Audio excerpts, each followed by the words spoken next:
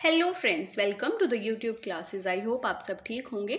तो फ्रेंड्स, आज हमारे most important MCQs for special educator exam series का पार्ट 3 है। तो अगर आप किसी भी स्पेशल एजुकेटर एग्जाम की प्रिपरेशन कर रहे हैं, DSSS, KVS, NVS या फिर कोई और, तो आप ये सीरीज़ देख सकते हैं, आपके लिए काफ़ी हेल्पफुल हो सकती है। तो आज का हमारा फर्स्ट क्वेश्चन है, special education differs from inclusive education mainly because it emphasise, यानी कि जो हमारी स्पेशल एजुकेशन है वो इंक्लूसिव एजुकेशन से कैसे अलग है, इसकी बात करनी है। जो इंक्लूसिव एजुकेशन है किस चीज़ पर ज़्यादा जोर देती है, तो हमारे ऑप्शन है सेग्रीगेटेड इंस्ट्रक्शन ऑलवेज, कि इंक्लूसिव एजुकेशन में हमेशा सेग्रीगेटेड इंस्ट्रक्शन यानी कि अलग थलग शिक्षण होता है। इसके अलावा है individualise instruction based on disability needs, यहाँ पर व्यक्ति की क्षमता के अनुसार जो व्यक्तिगत शिक्षण है वो दिया जाता है। सेम करिकुलम फॉर ऑल, यानी कि सभी के लिए समान जो पाठ्यक्रम है उसकी बात की गई है, या फिर यहाँ पर कोई असेसमेंट नहीं होती। तो इंक्लूसिव एजुकेशन में individualised instruction based on disability needs का यूज़ किया जाता है। व्यक्ति की क्षमता के अनुसार उसकी नीड के अकॉर्डिंग जो है उसे शिक्षा दी जाती है। नेक्स्ट क्वेश्चन है, which of the following is not a principle of special education, तो स्पेशल एजुकेशन का प्रिंसिपल कौन सा नहीं है। सबसे पहले इसमें आ जाता है zero reject, individualisation, one method fits all या फिर लीस्ट रिएक्टिव एनवायरनमेंट। तो स्पेशल एजुकेशन का जो वन मेथड फिट्स ऑल जो प्रिंसिपल है ये स्पेशल एजुकेशन का नहीं है, यानी कि एक मेथड ही सभी बच्चों के लिए काम नहीं कर सकता। उसके बाद बात करते हैं, special education aims primarily at, तो विशेष शिक्षा का मुख्य उद्देश्य क्या है। Charity work, maximum independence for learner, segregation या फिर ओनली वोकेशनल ट्रेनिंग। तो स्पेशल एजुकेशन जो है वो फोकस करती है maximum independence of the learner पर, यानी कि जो व्यक्ति है जो सीख रहा है उसको इंडिपेंडेंस मिले, उसको ज़्यादा चीज़ें जो हैं वो सीखने को मिले। Which law guarantees educational right for children with disability in India, तो भारत में दिव्यांग बच्चों की शिक्षा के अधिकार की गारंटी कौन सा एक्ट देता है, वो देता है RPWD act 2016। The philosophy behind special education is closest to, तो विशेष शिक्षा का दर्शन सबसे अधिक जो है वो किससे संबंधित है। ह्यूमैनिज्म, बिहेवियरिज्म ओनली, फेटलिज्म या फिर मिलिटरिज्म। तो ये फोकस करता है ह्यूमैनिज्म पर। बिहेवियरिज्म ओनली आ गया तो हम जो ओनली वाले क्वेश्चंस है उनमें थोड़ा हम डाउट लेके चल सकते हैं। ऐसे क्वेश्चंस को आप स्किप करें तो ज़्यादा बेटर होगा। इसके अलावा हम बात करते हैं, IEP स्टैंड्स फॉर, IEP की फुल फॉर्म की यहाँ पर बात की गई है, तो उस IEP की फुल फॉर्म होती है इंडिविजुअलाइज्ड एजुकेशन प्रोग्राम।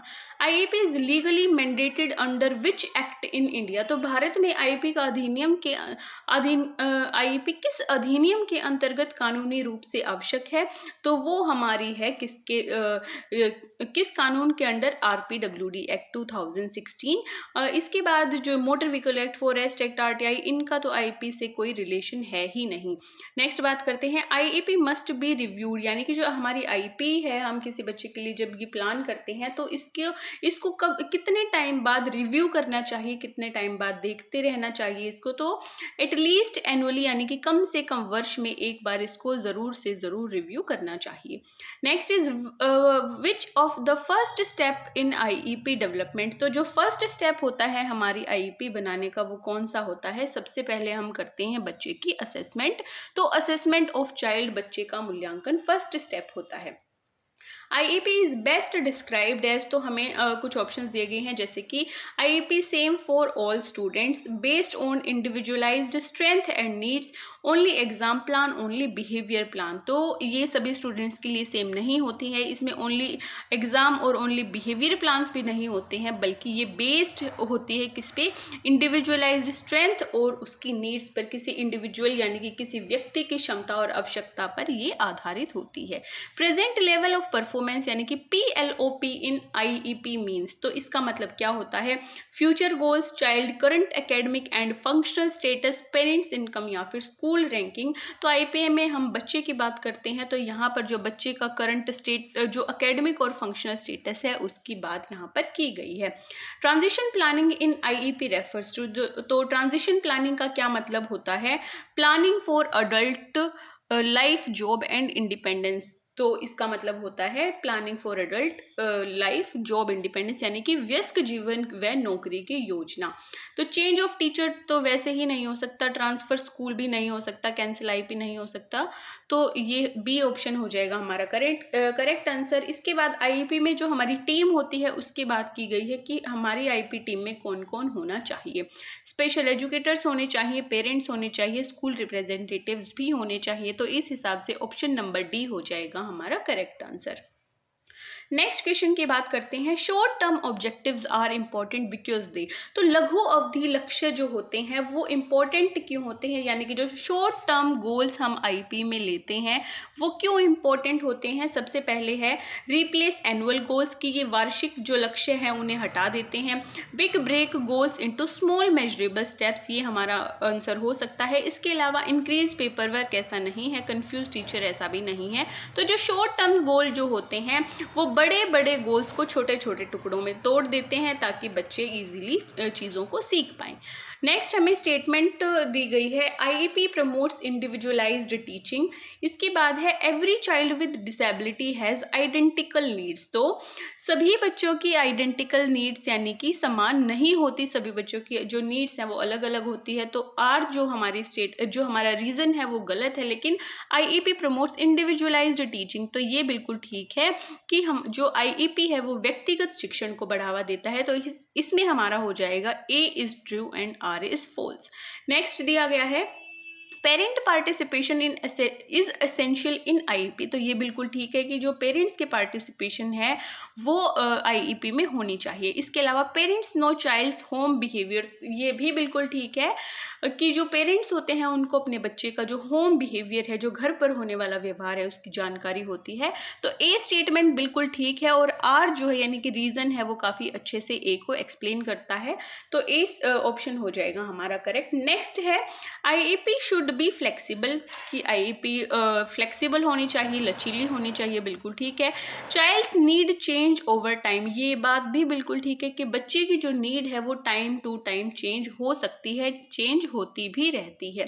तो ये हमारे दोनों ही ठीक है कि बोथ, इसमें हम लिख सकते हैं both true R explains A, या फिर both true not explanation A true false. नहीं, इसमें हमारा जो ऑप्शन नंबर 1 है कि both true and R explains A, ये बिल्कुल ठीक आंसर हो जाएगा। नेक्स्ट है IEP eliminates needs of assessment. इसके बाद है जो आईईपी असेसमेंट की आवश्यकता को समाप्त कर देता है, ये गलत है, सब बिल्कुल भी नहीं है। नेक्स्ट है टीचर ऑब्जर्वेशन इज इनफ। तो टीचर की जो ऑब्जर्वेशन है वो इनफ है ऐसा हम नहीं कह सकते हैं। तो इसमें हमारी जो दोनों ही स्टेटमेंट्स हैं, ए स्टेटमेंट और जो हमारा असर्शन है और रीज़न है, दोनों ही फॉल्स हैं। नेक्स्ट बात करते हैं inclusive education can use IP. इसके अलावा हम देखते हैं कि इंक्लूजन इग्नोर्स इंडिविजुअल नीड्स। तो इंक्लूसिव एजुकेशन आईईपी यूज़ कर सकती है, लेकिन जो इंक्लूजन है वो इंडिविजुअल नीड्स को इग्नोर नहीं करता बल्कि साथ लेकर सबको चलता है। तो इसमें हमारा क्या हो जाएगा, ए ट्रू हो जाएगा एंड आर फॉल्स हो जाएगा। तो ऑप्शन नंबर बी हमारा करेक्ट आंसर है। नेक्स्ट क्वेश्चन की बात करते हैं, IEP focus on which domain most. तो मुख्य रूप से किस क्षेत्र पर आईईपी ध्यान देता है, academic only, academic, functional, social, only sports, only IQ. तो एकेडमिक, फंक्शनल, सोशल यानी कि जो हमारी होलिस्टिक डेवलपमेंट है उस पर जो आईपी है वो फोकस करता है। नेक्स्ट बात करते हैं आईईपी डॉक्यूमेंटेशन मस्ट बी। तो जो आईईपी दस्तावेज है वो कैसा होना चाहिए, वेग यानी कि अस्पष्ट, ऐसा बिल्कुल भी नहीं, ये काफ़ी क्लियर होना चाहिए। नेक्स्ट है मेजरेबल एंड क्लियर, ये बिल्कुल ठीक है। ओरल ओनली ऐसा भी नहीं है, सीक्रेट भी नहीं होना चाहिए, यानी कि हम इसे कॉन्फिडेंशियल रख सकते हैं लेकिन ये किसी टाइप का सीक्रेट नहीं होता। तो बी ऑप्शन हो जाएगा हमारा correct answer. Which is not an IEP component, annual goal, present level, teacher salary, service required। तो जो हमारी टीचर सैलरी है वो IEP का कंपोनेंट नहीं है। IEP हेल्प्स टीचर इन, तो IEP शिक्षक की मदद कैसे करता है, लेसन प्लानिंग करने में, क्लासरूम अडेप्टेशन करने में, इवैल्यूएशन करने में। तो हमारा ऑप्शन नंबर डी हो जाएगा करेक्ट। ये सभी ऑप्शंस ठीक हैं। फंक्शनल करिकुलम मीन्स, तो क्रियात्मक पाठ्यक्रम का जो अर्थ है वो क्या होता है, theory only, skills for daily living, या फिर नो एजुकेशन या फिर ओनली एग्जाम। तो स्किल्स फॉर डेली लिविंग में जो है वो किसके अंडर आता है, फंक्शनल करिकुलम के अंडर। नेक्स्ट क्वेश्चन देखते हैं, which principle ensures no child is denied education, यानी कि कौन सा सिद्धांत ये सुनिश्चित करता है कि कोई भी बच्चा शिक्षा से वंचित ना हो। जीरो रिजेक्ट, लेबलिंग, ट्रैकिंग या फिर स्ट्रीमिंग। तो जीरो रिजेक्ट जो प्रिंसिपल है वो ये इंश्योर करता है कि हर बच्चे को एजुकेशन मिले, कि कोई भी बच्चा शिक्षा से वंचित ना हो पाए। IIP should be written in technical jargon, यानी कि कठिन तकनीकी भाषा में, क्लियर अंडरस्टैंडेबल लैंग्वेज या फिर लैटिन लैंग्वेज, कोड लैंग्वेज। तो ऑप्शन नंबर बी जो हमारी IEP है वो काफ़ी क्लियर और अंडरस्टैंडेबल लैंग्वेज में लिखी जानी चाहिए।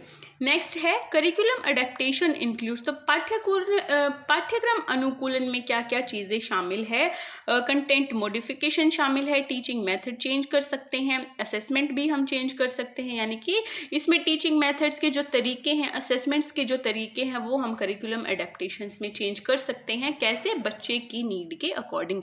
तो इस हिसाब से ऑप्शन नंबर डी हो जाएगा हमारा correct answer. Next question, who prepares IEP। तो IEP जो है वो कौन प्रिपेयर करता है, ओनली प्रिंसिपल, बिल्कुल भी नहीं। ओनली प्रिंसिपल कैसे करेगा, मल्टीडिसिप्लिनरी टीम। मल्टीडिसिप्लिनरी जो टीम हमारी होती है उसमें हमारे स्पेशल एजुकेटर्स, पेरेंट्स, टीचर्स, इसके अलावा जो थेरेपिस्ट होते हैं, साइकोलॉजिस्ट होते हैं, फिजियोथेरेपिस्ट होते हैं, ये सभी आ जाते हैं। तो ऑप्शन नंबर बी इसमें हमारा करेक्ट हो जाएगा। इसके अलावा parents and special educator only, ये भी गलत है। स्टूडेंट अलोन, ये भी गलत है। तो इसका हमारा करेक्ट आंसर हो जाएगा option number D, multi disciplinary team. Next question की बात करते हैं, इसमें हमें स्टेटमेंट दी गई है, दिस इज आवर क्वेश्चन, ये मैं हाईलाइट करना शायद भूल गई। तो IEP इज डायनामिक, जो IEP है वो गतिशील है। इसके अलावा IEP is same for all disabilities. तो ऐसा नहीं है, सभी डिसेबिलिटीज़ के लिए सेम नहीं होती, उसमें कुछ सभी बच्चे और उनकी डिसेबिलिटी के अकॉर्डिंग IEP में चेंजेस करने पड़ सकते हैं। तो जो हमारा ऑप्शन नंबर 1 है, जो फर्स्ट स्टेटमेंट है वो करेक्ट है। Next is IEP goal must be aligned with. तो IEP गोल्स को किसके साथ, जो IEP गोल्स है किससे मेल खाने चाहिए, करिकुलम से, बच्चे की नीड से, या फिर दोनों से, या किसी से भी नहीं। तो सी ऑप्शन, यानी कि करिकुलम और बच्चों की जो नीड है उन दोनों से IEP गोल्स अलाइन होने चाहिए। Which is correct about IEP। तो IEP के बारे में क्या चीज़ ठीक है कि IEP एक लीगल डॉक्यूमेंट है, IEP को रिव्यू की भी ज़रूरत है, हमें कम से कम एनुअली जो रिव्यू है वो करना चाहिए, इंडिविजुअलाइज्ड होती है, या फिर ऑल। तो डी ऑप्शन हो जाएगा हमारा correct answer. Next question is IEP is most useful in. तो सबसे ज़्यादा यूजफुल IEP किस में होती है, नॉर्मल यूनिफॉर्म क्लासरूम में, डाइवर्स लर्नर क्लासरूम में, ओनली ऑनलाइन क्लास में, या फिर मिलिट्री स्कूल में। तो डाइवर्स लर्नर जो क्लासरूम है वहाँ पर IEP सबसे ज़्यादा यूजफुल होती है। बेसलाइन डेटा इन IEP मीन्स। तो बेसलाइन डेटा जो है उसका IEP में क्या मतलब होता है, initial measurement, final score, parents income, teacher salary. जो सबसे पहले, जो सबसे स्टार्टिंग में हम बच्चे का मेजरमेंट करते हैं, असेसमेंट करते हैं, उससे जो हमें डेटा मिलता है वो होता है हमारा baseline data. LRE means, LRE की फुल फॉर्म यहाँ पर पूछी गई है, तब वो क्या होता है, least reactive environment.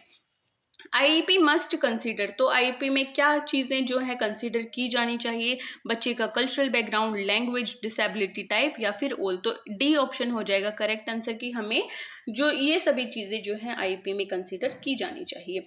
IEP failures occurs when. तो जो IEP जो है असफल कब होता है, नो मॉनिटरिंग, बिल्कुल ठीक है, जब मॉनिटर नहीं किया जाता, जब उसे रिव्यू नहीं किया जाता। नो पेरेंट्स इन्वॉल्वमेंट, इससे भी IEP फेल हो सकती है। अनरियलिस्टिक गोल, बेफालतू के, बेफिजूल के जब अगर गोल सेलेक्ट करते हैं तो उससे भी असफल IEP हो सकती है। तो ऑप्शन नंबर डी हो जाएगा करेक्ट आंसर। नेक्स्ट दिया गया है, IEP हेल्प्स इंक्लूजन की। जो IEP है वो समावेशन में सहायता करता है, बिल्कुल ठीक बात है। Inclusion ignore disability needs. तो ये बिल्कुल गलत है, जो इंक्लूजन है वो डिसेबिलिटी नीड्स को इग्नोर नहीं करता है। तो ए हमारा ट्रू हो जाएगा और आर फॉल्स हो जाएगा। नेक्स्ट है, इसमें बताया गया है कि IEP नीड्स कोलैबोरेशन। बिल्कुल ठीक बात है कि जो IEP है वहाँ पर कोलैबोरेशन, यानी कि teachers, parents, doctor, psychologist, therapist, honest, इन सभी का कोलैबोरेशन काफ़ी ज़रूरी है, ये बिल्कुल ठीक बात है। No single expert no child fully, ये बात भी बिल्कुल ठीक है कि कोई भी एक एक्सपर्ट बच्चे को पूरी तरह से नहीं जानता। जो मल्टीडिसिप्लिनरी टीम होती है वो बच्चे की अच्छे से असेसमेंट करके आईईपी को रेडी करती है। तो इसमें जो दोनों ही एक्सप्लेनेशन है वो करेक्ट हैं। Next is IEP records must be, तो आईईपी रिकॉर्ड्स कैसे होने चाहिए? कॉन्फिडेंशियल, पब्लिक वोल नोटिस, डिस्ट्रॉयड या फिर इग्नोर्ड। तो वो कॉन्फिडेंशियल होने चाहिए, यानी कि गोपनीय होने चाहिए। ऐसे किसी को भी बच्चे की जो डिटेल्स हैं वो नहीं देनी चाहिए।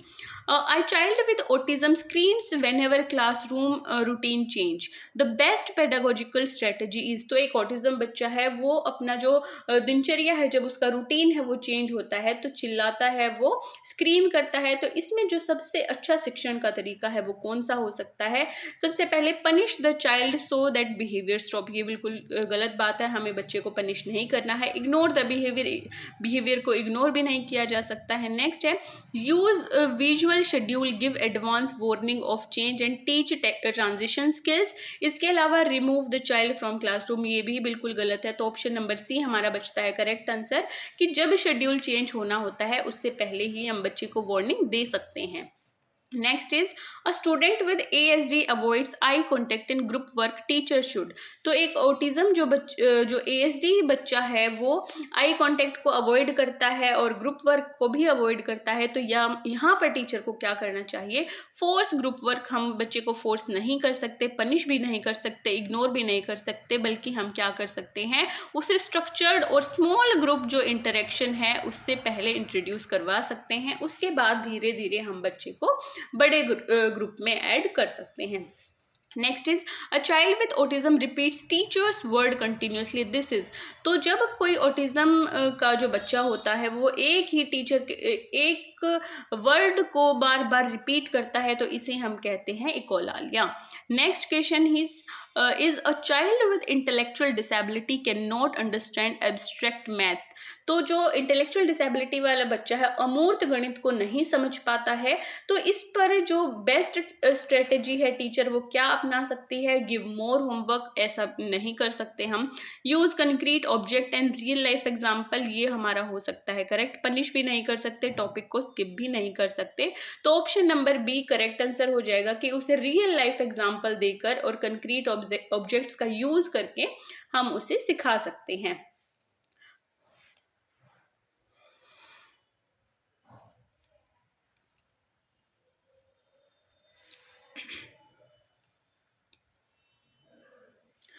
Next is a slow learner forgets instructions quickly, तो एक स्लो लर्नर बच्चा है वो इंस्ट्रक्शंस को बार बार जल्दी जल्दी भूल जाता है। तो ऐसे में टीचर को क्या करना चाहिए? गिव लॉन्ग इंस्ट्रक्शन, उसे छोटे ही याद नहीं रहते तो बड़ी कैसे याद रखेगा?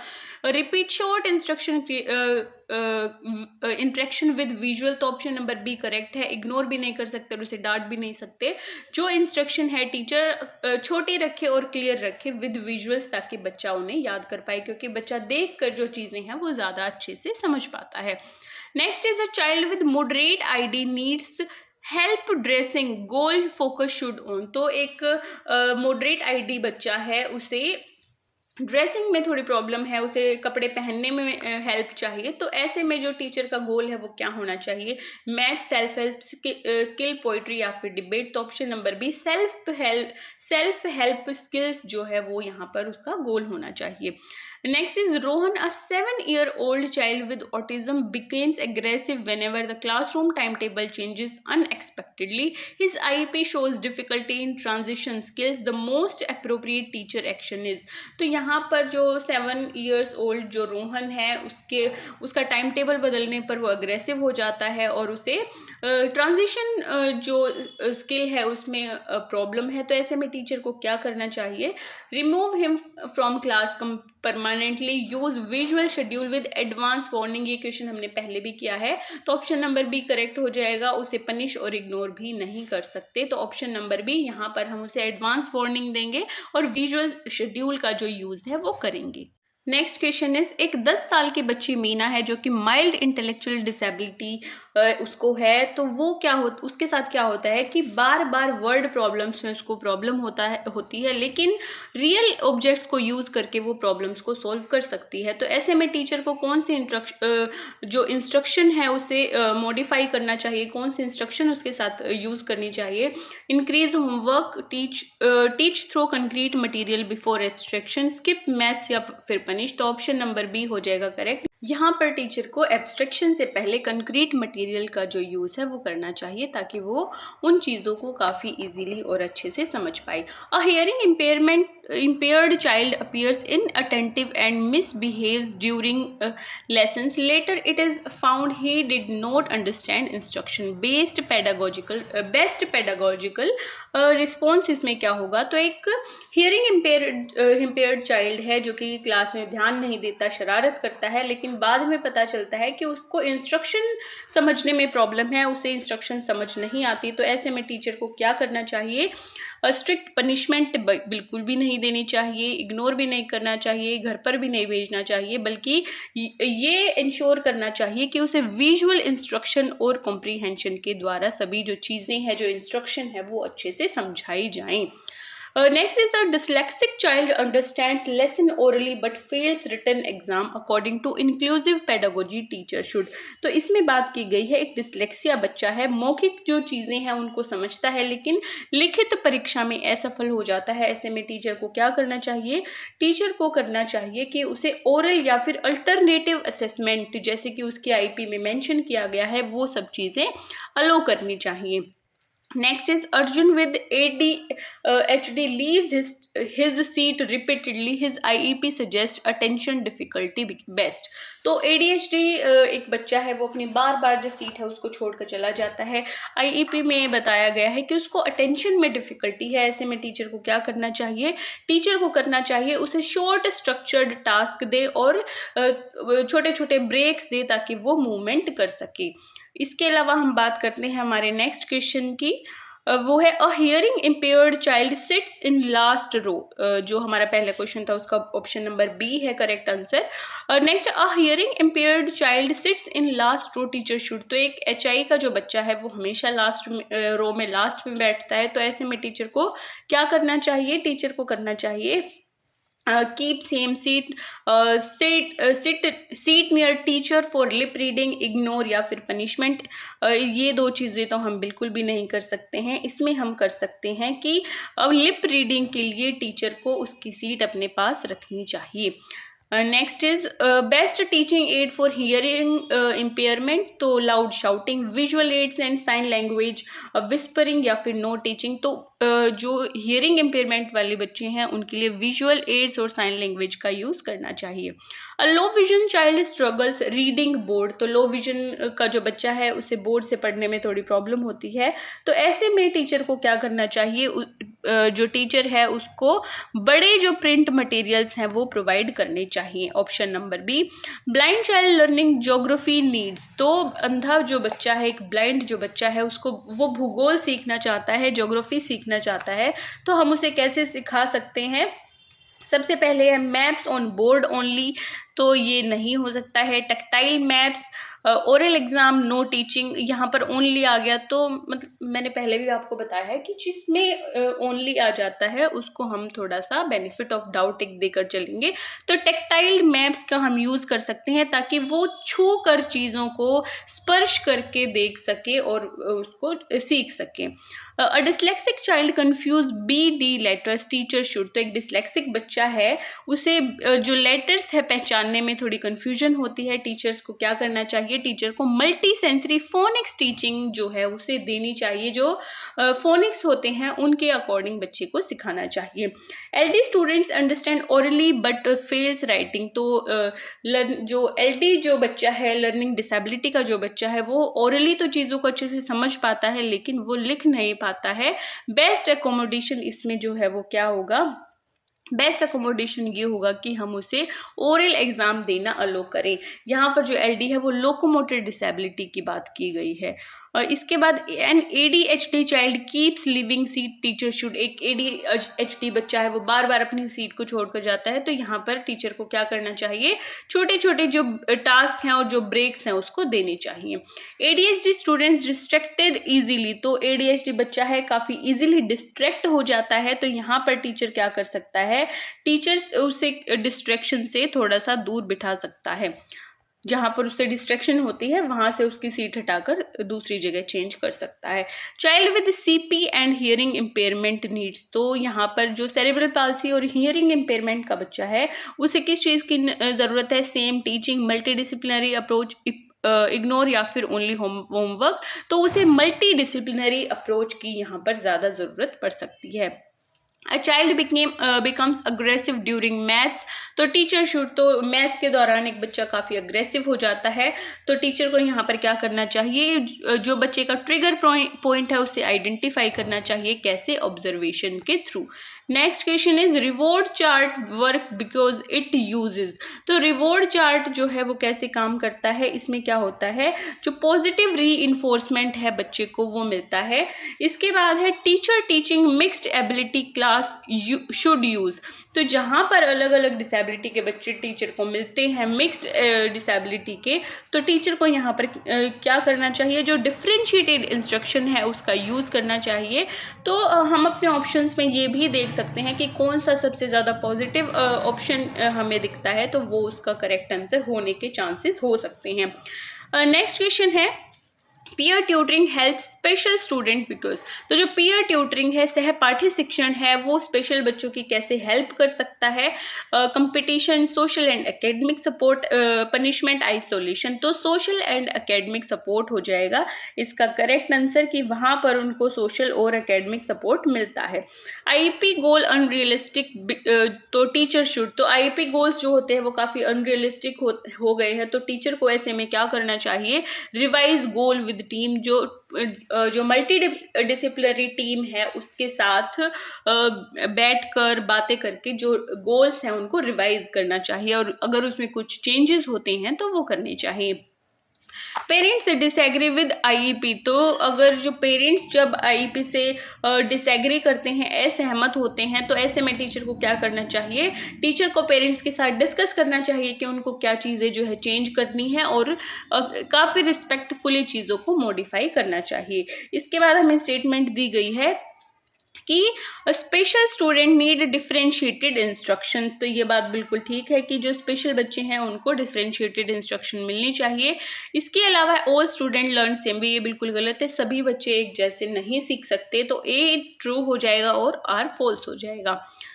नेक्स्ट है visual aids help autism learners, तो जो विजुअल एड्स है वो ऑटिज्म लर्नर्स को सीखने में काफ़ी हेल्प करती है, तो ये जो हमारा है ये क्या हो जाएगा, करेक्ट हो जाएगा। इसके बाद है autism learner process visual info better, तो ये जो हमारी सेकंड जो रीज़न है वो इसे फॉलो करता है, तो both A and B are true, तो ये हो जाएगा both true explanation. Next question is child refuse writing but speaks well, तो बच्चा जो है वो लिखने को रिफ्यूज करता है, लिखने से मना करता है, लेकिन काफ़ी अच्छा बोलता है, तो यहाँ पर जो टीचर की स्ट्रेटजी है वो कैसी होनी चाहिए, allow oral responses, punish, ignore, fail, तो जो बच्चे को ओरल रिस्पॉन्सेज देने के लिए अलो करना चाहिए। Child with CP struggles holding pencil, teacher should, तो CP का जो बच्चा है, सेरेब्रल पाल्सी का जो बच्चा है, उसे पेंसिल होल्ड करने में प्रॉब्लम होती है, तो यहाँ पर टीचर की जो अप्रोच है वो कैसी होनी चाहिए, टीचर को अडेप्टेड ग्रिप जो होती है वो बच्चे को प्रोवाइड करनी चाहिए ताकि वो अच्छे से पेंसिल पकड़ सके। अब blind student in science class needs, तो जो ब्लाइंड स्टूडेंट है उसको साइंस की क्लास में किस चीज़ की ज़रूरत होती है, टेक्टाइल, मॉडल और ऑडियो डिस्क्रिप्शन की, ताकि वो चीज़ों को छू कर, स्पर्श करके और जो ऑडियो है उनको सुनकर चीज़ों को सीख सके। A deaf child misbehaves due to misunderstanding instruction, तो एक डेफ जो बच्चा है वो मिसअंडरस्टैंड कर जाता है इंस्ट्रक्शंस को, जिससे वो मिसबिहेव करता है, तो इसके बाद जो टीचर है उसको यहाँ पर क्या करना चाहिए, टीचर को कम्युनिकेशन क्लैरिटी यहाँ पर रखनी चाहिए, काफ़ी क्लियर इंस्ट्रक्शन बच्चे को काफ़ी अच्छे से देनी चाहिए।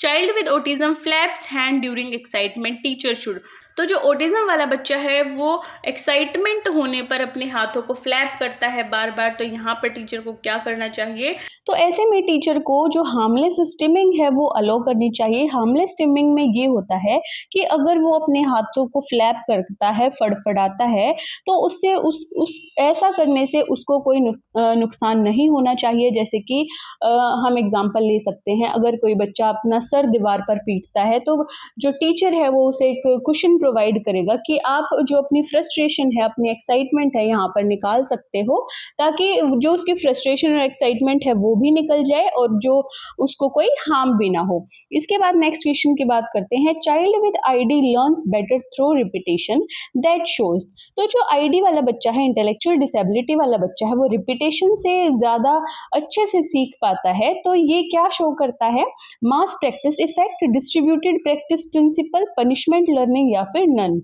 इसका करेक्ट आंसर हो जाएगा डिस्ट्रीब्यूटेड प्रैक्टिस प्रिंसिपल। तो इसमें क्या बताया गया है कि जब रिपीटेशन से ज़्यादा अच्छा सीखता है, यानी कि वो प्रैक्टिस प्रिंसिपल का यूज़ करके ज़्यादा अच्छा सीख पाता है।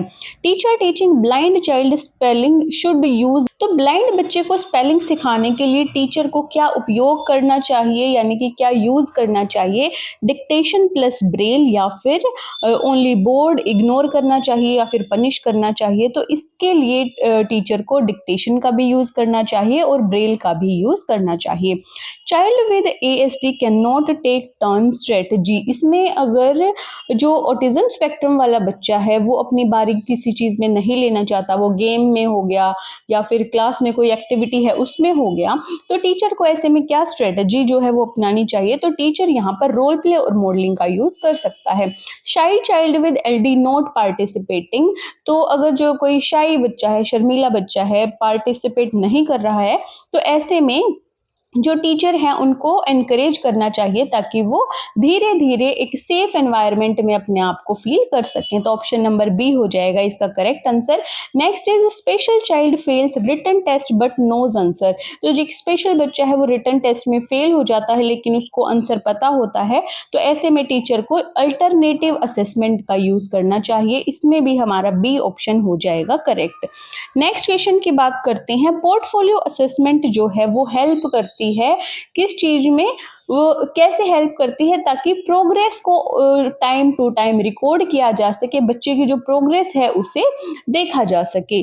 Child with ADHD shouts answer, तो जो ADHD का बच्चा है वो अपने आंसर्स को चिल्ला चिल्ला कर बताता है क्लास में, तो इसमें इस को ठीक करने के लिए टीचर को एक रूल बनाना चाहिए कि सबसे पहले बच्चे अपना हाथ खड़ा करेंगे और अपनी बारी का इंतजार करेंगे। तो ऑप्शन नंबर बी हो जाएगा। IEP without parents input leads to, तो अगर पेरेंट्स के बिना जो IEP अगर कोई बनती है तो उससे क्या होता है, better plan, incomplete understanding, perfect teaching या फिर फास्ट लर्निंग। तो जो पेरेंट्स होते हैं वो काफ़ी अच्छा रोल प्ले करते हैं, तो इसीलिए एक इनकम्प्लीट जो अंडरस्टैंडिंग है वो यहाँ पर देखने को मिल सकती है अगर पेरेंट्स IEP में जो हिस्सेदार नहीं होते हैं। इसके बाद हम बात करते हैं child with autism obsessed with trains, तो टीचर शुड, जो ऑटिज्म वाला बच्चा है ट्रेन से काफ़ी कैसा होता है, ऑब्सेस्ड है, तो टीचर को ऐसे में क्या करना चाहिए, टीचर को उस बच्चे के इंटरेस्ट के अकॉर्डिंग ही चीज़ें सिखानी चाहिए, वो मैथ से रिलेटेड हो या लैंग्वेज से related. Teacher shouting at hearing impairment child is ineffective because, अगर कोई जो टीचर हियरिंग इम्पेयर के बच्चे जो हियरिंग इम्पेयरमेंट वाले बच्चे पर चिल्लाता है तो ये इनइफेक्टिव क्यों है, क्योंकि इससे क्या होता है कि बच्चे का जो कम्युनिकेशन है टीचर के साथ वो कभी भी इम्प्रूव नहीं हो पाता है। नेक्स्ट है special child isolated by peers, teacher should, अगर क्लास में जो पीयर है वो स्पेशल चाइल्ड को आइसोलेट कर देते हैं तो ऐसे में टीचर को क्या करना चाहिए, टीचर को जो कोऑपरेटिव लर्निंग है उसको प्रमोट करना चाहिए ताकि वो स्पेशल चाइल्ड को भी अपने साथ लेकर चल सके। A blind child learning maths place value needs. तो एक ब्लाइंड चाइल्ड है वो मैथ्स में प्लेस वैल्यू जो है वो सीख रहा है, तो ऐसे में जो अबेकस है और टेक्टाइल ब्लॉक्स हैं वो उसके लिए काफ़ी हेल्पफुल हो सकते हैं। टेक्टाइल ब्लॉक्स वो चीज़ होती हैं, टेक्टाइल चीज़ें वो चीज़ें होती हैं जिनको छू कर बच्चा कुछ चीज़ सीख सकता है। Child with emotional disturbance cries daily. तो इमोशनल डिस्टर्बेंस वाला बच्चा अगर डेली रोता है तो ऐसे में टीचर को काउंसलिंग सपोर्ट उस बच्चे को प्रोवाइड करवाना चाहिए। Child with severe ID best learn through. अगर किसी बच्चे को सीवियर इंटेलेक्चुअल डिसेबिलिटी है तो वो कैसे ज़्यादा अच्छे से सीख सकता है, वो टास्क एनालाइज और स्टेप टीचिंग के थ्रू ज़्यादा अच्छे से स्टेप बाय स्टेप और चीज़ों को टुकड़ों में छोटे छोटे टुकड़ों में ज़्यादा अच्छे से सीख सकता है। इसके बाद है teacher uses same exam for all special students, this violates. तो अगर कोई टीचर है वो सभी स्पेशल बच्चों के लिए एक ही एग्जाम बनाता है तो वो क्या वायलेट करता है, वो वायलेट करता है इक्विटी प्रिंसिपल को। इसका मतलब ये है कि सभी जो बच्चे हैं वो उनकी नीड सेम नहीं होती है, तो वो एक एग्जाम सभी बच्चों के लिए नहीं हो सकता। Child with autism does not respond to verbal instruction, teacher should. तो अगर कोई ऑटिज्म का बच्चा है वर्बल इंस्ट्रक्शन पर रिस्पॉन्स नहीं करता है तो ऐसे में टीचर को जो पिक्चर क्यूज है उनका यूज करना चाहिए। डिस्ग्राफिया चाइल्ड वाले बच्चे को किस चीज की जरूरत होती है, उसे जरूरत होती है कीबोर्ड की और स्क्राइबर की, ताकि जो काफी अच्छे से वो चीजों को लिख सके, उसे कोई प्रॉब्लम लिखने में ना आए। Child with CP slow writing, teacher should. Cerebral palsy वाला बच्चा जब काफी स्लो लिखता है तो ऐसे में टीचर को क्या करना चाहिए, उसको एक्स्ट्रा टाइम जो है लिखने के लिए वो देना चाहिए। स्पेशल एजुकेशन का जो अल्टीमेट एम क्या होता है, बच्चों को इंडिपेंडेंट बनाना और उनको डिग्निटी से जीना सिखाना। तो independence and dignity. Teacher ignores IP strategies, तो इसका क्या रिजल्ट हो सकता है, अगर टीचर आईईपी स्ट्रेटेजीज को इग्नोर करता है तो इससे क्या हो सकता है, पुअर प्रोग्रेस जो है बच्चे की वो यहाँ पर हो सकती है, यानी कि पुअर प्रोग्रेस बच्चे में देखी जा सकती है। Child with autism sensitive to sound, teacher should.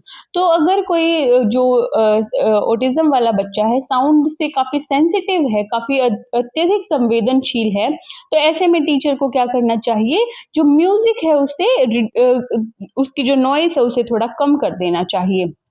इसके बाद हमारा क्वेश्चन है best pedagogy for special students. Special students के लिए बेस्ट पेडागोजी जो है वो कौन सी होती है, वो होती है इंडिविजुअलाइज्ड एंड फ्लेक्सिबल टीचिंग, यानी कि बच्चे की नीड के अकॉर्डिंग और काफी फ्लेक्सिबल तरीके से बच्चों को पढ़ाना। अब ब्लाइंड स्टूडेंट के not understand diagram in science class. Blind student अगर साइंस के डायग्राम्स को नहीं समझ पाता है तो टीचर को वही टेक्टाइल मॉडल्स और वर्बल डिस्क्रिप्शंस का यूज करना चाहिए, ताकि वो छू कर सुनकर चीजों को समझ पाए और सीख पाए। A child throw books only during maths period. एक बच्चा है बस मैथ्स के पीरियड के दौरान बुक्स को फेंकता है इधर उधर, तो इसमें टीचर का फर्स्ट स्टेप क्या होना चाहिए कि जो उसका फंक्शनल बिहेवियर असेसमेंट है वो यहाँ पर करे। Parents reject IEP goals saying they are too easy, तो चिल्ड्रन शुड। अगर आईईपी गोल्स में पेरेंट्स उन गोल्स को रिजेक्ट करते हैं कि ये गोल्स तो काफी ज्यादा इजी हैं, हमारा बच्चा इनको जल्दी से सीख लेगा, तो ऐसे में टीचर को क्या करना चाहिए, गोल्स को रिव्यू करना चाहिए अपनी टीम के साथ, और जो बच्चों का जो असेसमेंट डेटा था उससे उसका यूज करके। A child with autism obsessed with train learning nothing else. तो एक ऑटिज्म वाला बच्चा है उसकी बस ट्रेन्स में ही रुचि है, तो ऐसे में ये क्वेश्चन हम पहले भी कर चुके हैं, ऐसे में टीचर को उस ट्रेन का ही यूज करके उसको चीजें मैथ्स और लैंग्वेज या फिर किसी और से भी रिलेटेड सिखानी चाहिए। A child with CP plus speech impairment can not right और स्पीक क्लियरली। तो एक सीपी वाला बच्चा है अच्छे से लिख नहीं पाता है लेकिन क्लियरली वो बोल पाता है, तो इसमें बेस्ट अप्रोच टीचर कौन सी अपना सकता है, एएसी डिवाइस और ऑक्यूपेशनल थेरेपी का यूज कर सकता है। Next question is teacher give same worksheet to gifted child and ID child, this violates. तो एक टीचर है वो गिफ्टेड चाइल्ड और आईडी चाइल्ड को सेम वर्कशीट देता है, तो यहाँ पर क्या वायलेट होता है, वो होता है differentiated instruction principle. Autistic child can not take turn in games, best teaching. तो अगर बच्चा अपनी खेल में टर्न नहीं लेता है तो ऐसे में क्या करना चाहिए, मॉडलिंग और रोल प्ले के थ्रू बच्चे को सिखाना चाहिए। ये क्वेश्चन भी हम पहले कर चुके हैं। नेक्स्ट क्वेश्चन है IEP goal show no progress after 6 month teacher should. तो जो आईईपी गोल्स लेने के बाद जो प्रोग्रेस है 6 महीने के बाद भी बच्चे में नहीं दिखती है तो ऐसे में टीचर को क्या करना चाहिए, उन गोल्स को अच्छे से रिव्यू करना चाहिए और दोबारा से मॉडिफाई करना चाहिए। A hearing impaired child also has language delay. Teacher must. तो अगर एक hearing impaired जो बच्चा है उसमें लैंग्वेज डिले भी देखने को मिलता है तो इसमें टीचर को क्या करना चाहिए, स्पीच थेरेपी और विजुअल सपोर्ट का जो यूज है वो करना चाहिए। Next question is peer avoid child with disability best inclusive strategy क्या हो सकती है। अगर जो ये क्वेश्चन भी हमने पहले किया, ये क्वेश्चन शायद रिपीट हो रहे हैं यहाँ पर। तो इस क्वेश्चन का भी मतलब ये है कि अगर पीयर ग्रुप जो है डिसेबिलिटी चाइल्ड विद डिसेबिलिटी को अवॉइड करता है, इग्नोर करता है, तो यहाँ पर हम क्या स्ट्रेटजी अपना सकते हैं, कोऑपरेटिव लर्निंग ग्रुप्स जो है वो हम यहाँ पर बना सकते हैं। Child cries daily after scolding, डांटने के बाद बच्चा डेली रोता है तो ऐसे में टीचर को काउंसलिंग प्रोवाइड करवानी चाहिए और एक पॉजिटिव बिहेवियर प्लान जो है वो रेडी करना चाहिए। अ 15-year old student with ID nearing school completion IEP must include. तो एक 15 ईयर ओल्ड बच्चा है, वो स्कूल उसका खत्म होने वाला है तो टीचर को आईईपी में क्या इंक्लूड करना चाहिए, वो करना चाहिए ट्रांजिशन एंड वोकेशनल प्लानिंग, ताकि वो आगे अपने रोजगार के साइड अपने कदम बढ़ा सके। Next question is child can not focus more than 3 minute. तो एक बच्चा है 3 मिनट से ज्यादा फोकस नहीं कर सकता है तो टीचर को जो टास्क है उनको छोटे छोटे टुकड़ों में तोड़कर उसको सिखाना चाहिए। इसके बाद है teacher shares child disability details publicly it violets.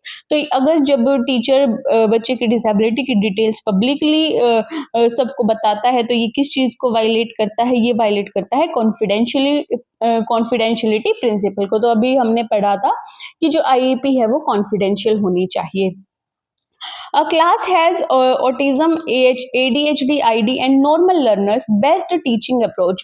तो अगर एक क्लास में autism, ADHD, ID, normal learners ये सभी बच्चे हैं तो यहाँ पर टीचिंग की क्या अप्रोच हो सकती है, वो हो सकती है universal design for learning IEP adaptations. ठीक है, तो ये था हमारा आज का लास्ट क्वेश्चन। और अगर आपको वीडियो पसंद आई हो तो वीडियो को लाइक, कमेंट और चैनल को सब्सक्राइब करना ना भूलें।